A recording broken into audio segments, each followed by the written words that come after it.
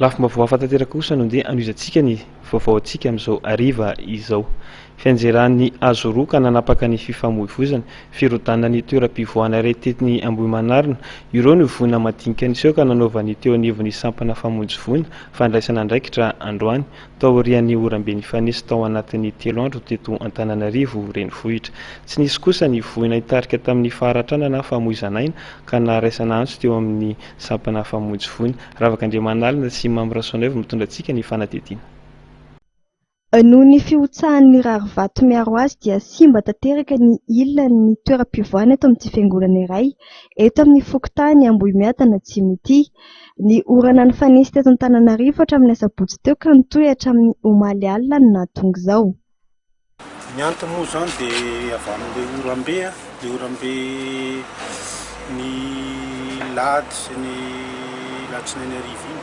Zany hoe ny lady moa zany izy efa ny maraina zany efa hitanay ny latsinainy maraina nisy fisira le toerana dia efa nandray andraikitra zay dia efa nitapahana ny jiro, nitapahana ny rano.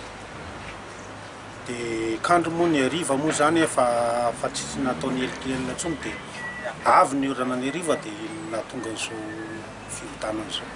Taorian'ny fampandrenesana nataon'ny tompon'andraikitra avy amin'ny fiangonana sy ny fokontany tonga dia tia toerana ny avy amin'ny sampana mpamonjy-voina io maraina io nandray fepetra mba hiarovana ny mety hitarany loza amin'ireo trano tsy latsaky ny roa miorina eo amin'ny tany amin'ny toerana iva manakaiky ilay toeram-pivoahana.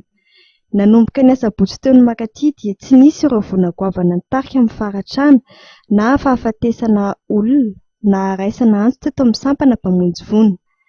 Tafiditra tanteraka ao anatin'ny vaninandro orantsika amin'izao tsika miteny izao.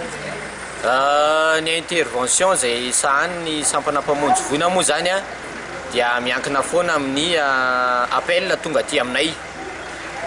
Ny azahoana antso zany hatreto dia tamin'ny asabotsy hazo ny anjera teny Mazoarivo izay mibahan-dalana tsy maintsy nasorony ny mpamonjy-voina mba ahafahan'ny fiara mifamezivezy.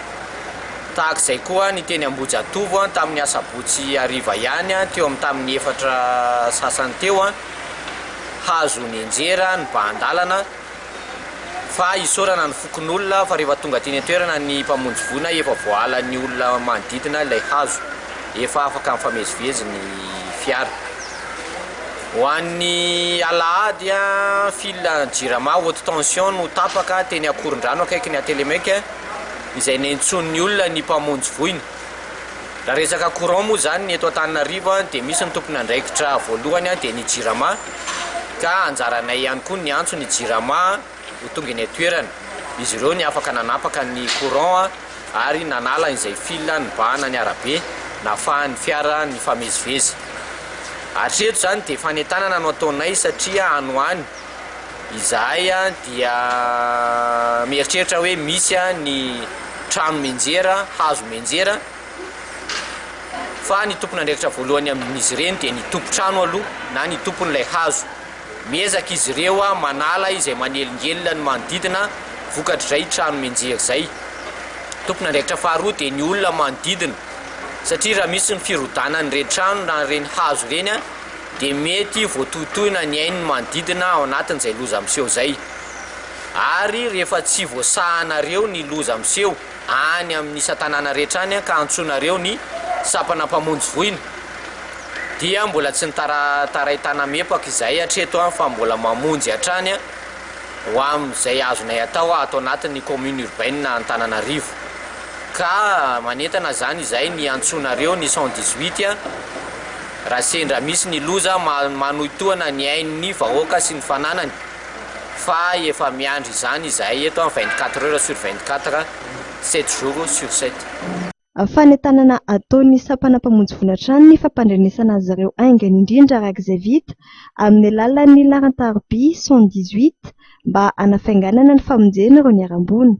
Ankoatr'izay manatanteraka fisafona hijereny ireo trano ahina hirotana amin'izao vanim-potoana ny fahavaratra izao ny sampandraraha ny Orsec na ny service des organisations de secours eo anivon'ny sampana mpamonjy-voina izay manentana ireo olona manana trano ahina hirotana mba hiroso amin'izany ho fiarovana ny ain'izy ireo sy ny mpiara-belona aminy. Nanomboka ny volana janoary tamin'ity taona ity ka hatramin'ny 24 novambra teo dia hatrany misy 9 ny voaterina rodana.